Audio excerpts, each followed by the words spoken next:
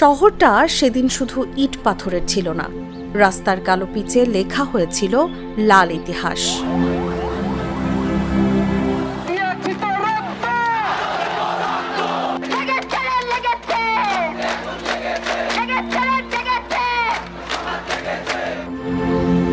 মিছিলে মিছিলে, স্লোগানে স্লোগানে সময়টা ছিল দ্রোহের, প্রতিবাদের।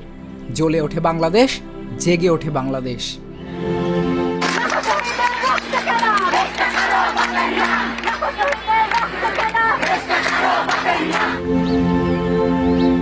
ফুসফুস ভরা বিদ্রোহী ধ্বনি কাঁপিয়ে দেয় শাসকের মসনদ। গণমানুষের বিস্ফোরণ নিভিয়ে দেয় দুঃশাসনের বাতি।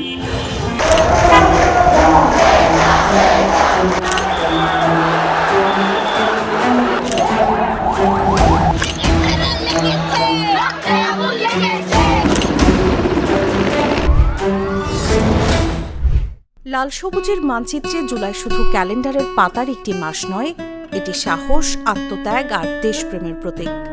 এই জুলাই একটি প্রজন্মকে শিখিয়েছে ভয়কে জয় করা যায়, অধিকার আদায়ে ঐক্যবদ্ধ হওয়া যায়, আর মানুষের সম্মিলিত শক্তি বদলে দিতে পারে ইতিহাসের গতিপথ।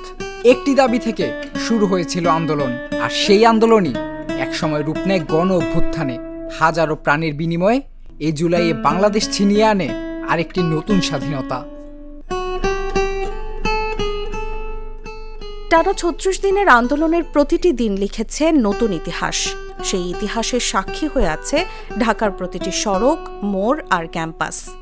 মুক্তির মন্দির সোপানতলে কত প্রাণ হলো বলিদান, লেখা আছে অশ্রু জলে। আমি এখন দাঁড়িয়ে আছি ঢাকা বিশ্ববিদ্যালয়ের রাজু ভাস্কর্যের সামনে। এখান থেকে শুরু হয়েছিল বৈষম্য বিরোধী ছাত্র আন্দোলনের প্রথম বড় সমাবেশ। টিএসসি, কলাভবন, রাজু ভাস্কর্য, পুরো এলাকায় ছিল আন্দোলনের প্রাণকেন্দ্র।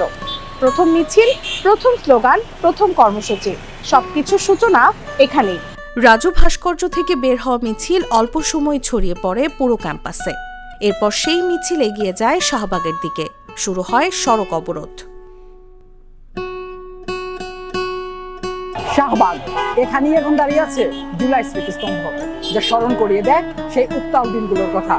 দিনের পর দিন অবরোধ, পুলিশের সঙ্গে সংঘর্ষ আর হাজারো মানুষের সমাবেশ, সব মিলিয়ে শাহবাগ হয়ে উঠেছিল আন্দোলনের কেন্দ্রবিন্দু।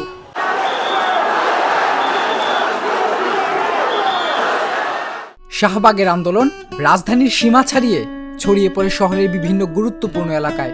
একে একে জ্বলে ওঠে নতুন নতুন প্রতিরোধের কেন্দ্র। জুলাইয়ের দিনগুলোতে সায়েন্স ল্যাব মোড় হয়ে ওঠে সবচেয়ে সংঘর্ষপ্রবণ এলাকাগুলোর একটি। ব্যারিকেড, ধাওয়া পাল্টা ধাওয়া, টিয়ার শেল আর রাবার বুলেট, ঘণ্টার পর ঘণ্টা উত্তপ্ত থাকত পুরো এলাকা। শাহবাগ থেকে বাংলা মোটর হয়ে কারওয়ান বাজার পর্যন্ত প্রতিদিন মিছিলের ঢল নামে। রাজধানীর এই গুরুত্বপূর্ণ করিডোর আন্দোলনের অন্যতম রুটে পরিণত হয়।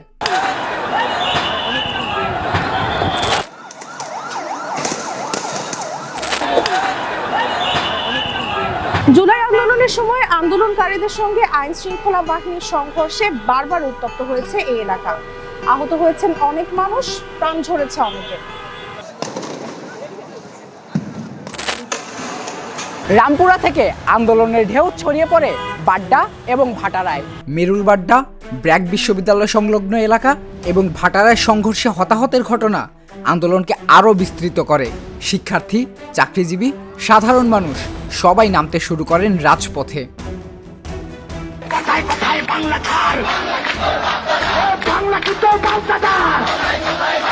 পূর্ব ঢাকার আরেক গুরুত্বপূর্ণ কেন্দ্র হয়ে ওঠে খিলগাঁও।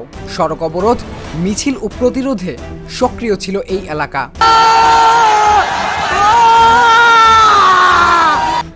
জুলাই আন্দোলনের সবচেয়ে দীর্ঘ এবং ভয়াবহ সংঘর্ষগুলোর একটি হয়েছিল মিরপুর 10 নম্বরে। দিনের পর দিন থেমে থেমে চলেছে গুলি, সংঘর্ষ আর ধাওয়া পাল্টা ধাওয়া। এখানকার প্রতিটি অলিগলি আজও সেই দিনের স্মৃতি বহন করে।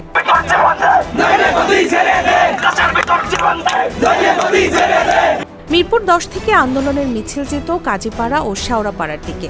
পুরো মিরপুর এলাকা তখন পরিণত হয়েছিল প্রতিরোধের এক বিশাল ভূখণ্ডে। এছাড়াও রাজধানীর প্রবেশ পথ হওয়ায় মহাখালী ও গাবতলী ছিল কৌশলগতভাবে গুরুত্বপূর্ণ।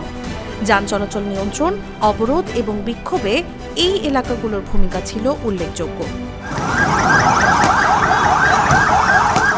উত্তরার আজমপুর জুলাই আন্দোলনের সবচেয়ে বেদনাবিধুর অধ্যায়গুলোর একটি। বহু হতাহত আর শহীদের স্মৃতিতে এই এলাকা আজও ভারী হয়ে আছে। এখানকার প্রতিটি দেয়াল যেন এখনো সেই দিনের গল্প বলে। আজমপুর থেকে হাউস বিল্ডিং পর্যন্ত আন্দোলনের ঢেউ আরও তীব্র হয়। মার্চ টু ঢাকা কর্মসূচির অন্যতম গুরুত্বপূর্ণ রুট হয়ে ওঠে উত্তরার এই সড়ক।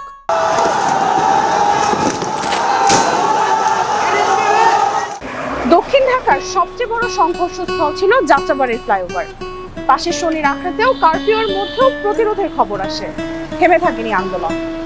এছাড়াও রাজধানীর পশ্চিমাংশে মোহাম্মদপুরে একাধিক মিছিল, সংঘর্ষ এবং অবরোধ কর্মসূচি আন্দোলনের বিস্তারকে আরও শক্তিশালী করে।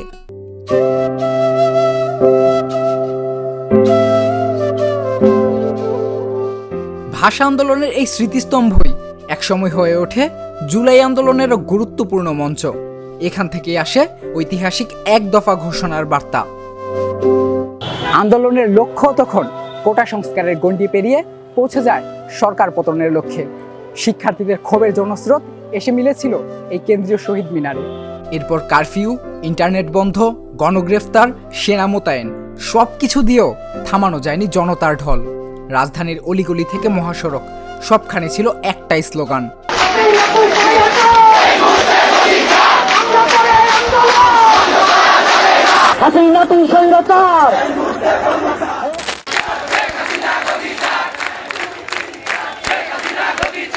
টানা ৩৬ দিনের আন্দোলনের পর ৫ আগস্ট শেখ হাসিনা ক্ষমতা ছাড়েন এবং দেশ ত্যাগ করেন।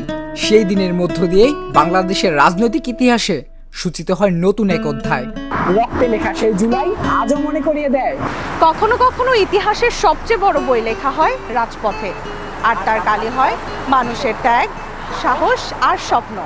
মুক্তির মন্দির সোপান তলে কত প্রাণ হলো বলিদান, লেখা আছে অশ্রু জলে। Mr. Noodle